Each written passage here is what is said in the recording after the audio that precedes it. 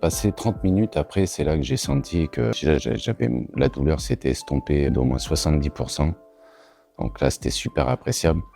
Et voilà, du coup, c'est là que j'ai confirmé auprès de mes collaborateurs que c'était le dispositif à prendre, quoi. Pour moi, pour ma pathologie, il n'y avait rien de mieux, quoi. Guillaume, électricien chez Hervé Thermique, souffre d'une hernie discale, ce qui le limite dans certaines tâches, comme le port de charges lourdes ou le tirage de câbles sur les chantiers. Il a été équipé d'un exosquelette médical, JAPé W+. Selon lui, ce dispositif est la réponse la plus appropriée par rapport à ses missions et à sa pathologie. Cet exosquelette a été créé par la société JAPé Médical, une start-up fondée par Antoine Noël en 2016. Précurseur sur les exosquelettes médicaux, sa société a intégré l'accélérateur santé-prévention dans le BTP, créé par Impulse Partners en juin 2024. L'objectif ? Faire connaître et déployer les dispositifs médicaux dans les entreprises du BTP. Antoine Noël nous explique comment ces nouveaux dispositifs peuvent assurer le maintien dans l'emploi des compagnons, mais aussi prévenir l'apparition de certaines pathologies. Mon chantier en sécurité, un podcast réalisé par Prévention BTP. Est-ce que vous connaissiez la problématique des TMS, les troubles musculo-squelettiques, au travail ? On ne connaissait absolument pas la problématique des TMS au travail. On s'est lancé, le premier objectif de l'entreprise, c'était la rééducation. L'intérêt des technologies exosquelettes, c'est de soutenir le mouvement. Donc ça permet de soutenir une reprise du mouvement. C'est ça qui est intéressant dans la rééducation et c'est pour ça qu'on a beaucoup d'entreprises comme par exemple Wondercraft. On a commencé par là et très rapidement, on s'est rendu compte que la meilleure rééducation, c'était le retour au travail. Le retour au travail, et c'est là où on est rentré d'abord par la petite porte dans le domaine de la prévention en faisant du maintien à l'emploi, de la prévention tertiaire. Et très rapidement, les entreprises nous ont dit c'est bien d'aller chercher les gens qui sont cassés en deux. Votre innovation, elle se caractérise comment sur le marché des exosquelettes ? D'abord, il faut savoir que sur les exosquelettes, il n'existe aucune norme. Donc, on a choisi la norme la plus difficile, c'est la norme des dispositifs médicaux. Sur ce secteur, aujourd'hui, ça permet d'assurer la santé des collaborateurs et la crédibilité des revendications. Donc, c'est comme ça qu'on a lancé notre produit. Et aujourd'hui, c'est l'une de nos différenciations principales sur le marché. On est le seul exosquelette médical sur le marché, ce qui rassure énormément et ce qui est également un gage de crédibilité. Le deuxième axe de différenciation, c'est qu'on est sur un exosquelette textile et actif. Donc, l'exosquelette est à la fois souple et actif. Nous, on a la chance, au travers de cette structure textile, d'être à la fois peu encombrant et efficace. C'est facile de convaincre les clients de tester, voire d'adopter votre exosquelette ? Alors aujourd'hui, il faut savoir que sur le secteur des exosquelettes, on n'a pas à convaincre les clients parce qu'on a entre 100 et 200 entreprises qui nous contactent tous les mois pour acheter l'exosquelette. Donc le problème, c'est surtout, c'est pas de convaincre les clients d'essayer. Je me souviens plus exactement qui est la personne qui m'avait appelé pour me dire ça, mais je prends souvent cet exemple pour caractériser la différence entre la perception de l'exosquelette et la réalité.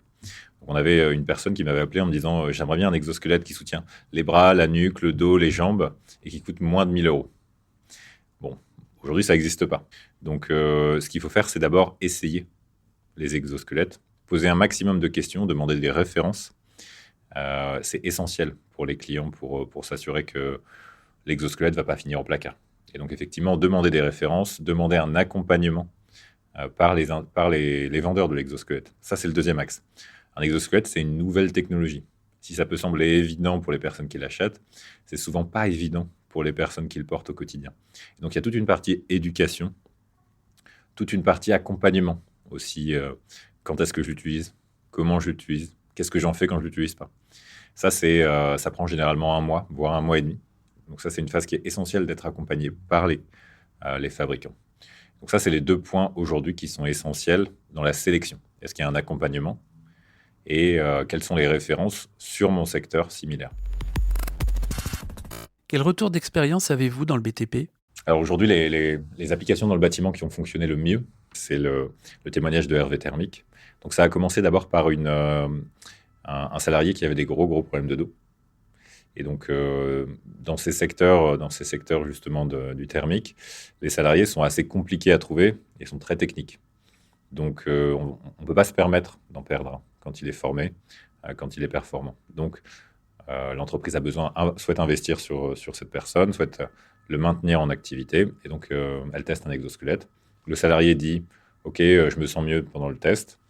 Et après, effectivement, on a un super retour de la part de cette entreprise Hervé Thermique parce que la personne est maintenue en emploi grâce à l'exosquelette.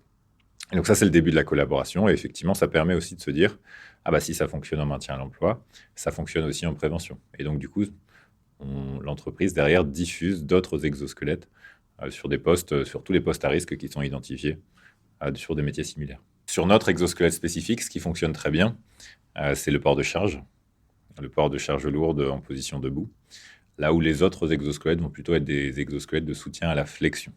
Donc c'est là où encore je répète que tous les exosquelettes sont différents et chaque tâche, chaque métier est différent. Donc nous, notre spécificité, c'est le port de charge lourde et également la capacité de réaliser des mouvements complexes dans tous les sens.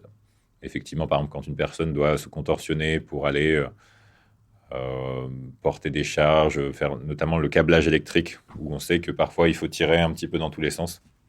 Ça, c'est des choses qui fonctionnent très bien avec notre produit, notamment du coup dans le secteur thermique. On a le port de charge de manière générale, encore une fois, et tout ce qui est posture prolongée, légèrement fléchie en avant, quand on doit travailler sur une plateforme, par exemple. Votre exosquelette, on peut le porter du matin au soir sans contrainte ? Alors, on ne va pas la mettre pour aller faire un marathon tout de suite. Donc, l'exosquelette, c'est un peu pareil. On recommande d'abord de l'utiliser 30 minutes, 1 à 2 fois par jour, et puis on augmente progressivement. Après, quand c'est des personnes qui ont des problèmes de dos, là, c'est des personnes qui captent le bénéfice versus la contrainte, et donc qui vont le porter toute la journée. Généralement, sinon, en prévention, on est plutôt sur une utilisation de 3 à 4 heures par jour. Alors, c'est toujours une question du bénéfice versus la contrainte. Nos utilisateurs, c'est des gens qui ont des vrais problèmes de dos ou qui ont des postes à très très forte contrainte. Vous pouvez nous décrire plus précisément le dispositif que vous proposez ? Alors, comment se compose notre exosquelette ? Alors, notre exosquelette, c'est une espèce de ceinture lombaire. C'est une espèce de ceinture lombaire avec 4 moteurs, 4 micromoteurs, 2 de chaque côté, qui vont apporter un soutien lombaire, comme un rôle d'amortisseur sur la colonne vertébrale. Et donc cet exosquelette, il intègre à la fois des capteurs, des batteries, des moteurs, de manière à s'adapter, quel que soit le mouvement de l'utilisateur, de manière à ne pas être gênant, tout en soutenant la posture légèrement fléchie, tout en soutenant le port de charge. Alors ça a l'air très lourd quand on le voit en photo, mais c'est moins de 2 kg. Alors au début, on avait dans notre conception effectivement pas forcément fait trop attention aux enjeux d'hygiène, et on a sorti une nouvelle version il y a un peu plus de 18 mois, qui intègre une seconde peau, donc une couche interne, qui permet d'être à la fois plus adapté morphologiquement, mais également d'être lavé pour éviter effectivement sur des métiers où on transpire beaucoup, d'avoir des enjeux d'hygiène. Les petites entreprises représentent plus de 90% du tissu économique du BTP. Ils pourraient être intéressés par ces dispositifs. Quel est votre objectif les concernant ?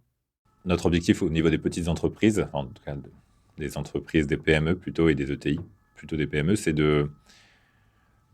d'ici à moyen terme, de réduire le coût du produit, de le simplifier également, pour qu'il n'y ait plus de problématiques et de barrières sur la technicité du produit et son prix. Ça, c'est les vrais premiers enjeux. Après, derrière, il faut aussi leur laisser un peu de temps pour mieux comprendre à quoi ça sert. Il faut savoir qu'aujourd'hui, un exosquelette JAPW+, ça coûte à peu près 7 700 €. Comparé au coût d'un arrêt de travail, ce n'est pas forcément grand-chose, mais en termes d'investissement pour une entreprise, ça peut faire peur. C'est là où effectivement notre objectif derrière, à moyen terme, c'est de réduire, diviser par 2, voire diviser par 3, le coût de production. Et c'est pour ça qu'on lance une ligne de production et aussi qu'on cherche des financements pour aller accélérer cette industrialisation, justement pour réduire à terme ces coûts de production et donc rendre ces solutions plus accessibles. On y arrive progressivement. Et quels conseils donneriez-vous à une petite entreprise qui souhaiterait investir dans ce dispositif ? Il faut contacter des entreprises qui ont des gammes, parce que ça permet aussi de se rendre compte, parfois on cible un problème pour le dos, et en fait on se rend compte que c'est un problème pour les épaules. Alors dans le secteur du BTP, c'est plus compliqué, parce que généralement c'est des équipes très très polyvalentes.